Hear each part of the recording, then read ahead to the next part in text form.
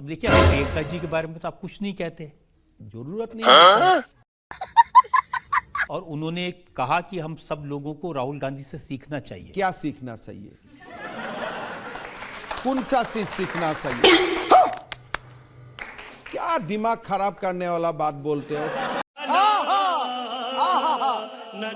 वो एक बात दिखाइए जो बात सीखना चाहिए। क्या वो गोल्ड मेडलिस्ट है कोई डिबेटिंग कंपटीशन में? नहीं, उन्होंने कहा वो तपस्वी है। आपने कैसा तपस्वी है?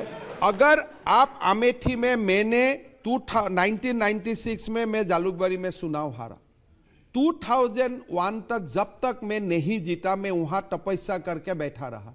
आप अमेठी से क्यों भागा केरला तक? आपने भगा दिया। क्यों भागा आपने? आपको जो अमेठी ने आपका पिता को एमपी बनाया, आपको एमपी बनाया, तो एक बार आप हार गया, आप इतना नाराज हो गया अमेठी का लोगों से। यू आर नॉट, आपसे कोई सीखे?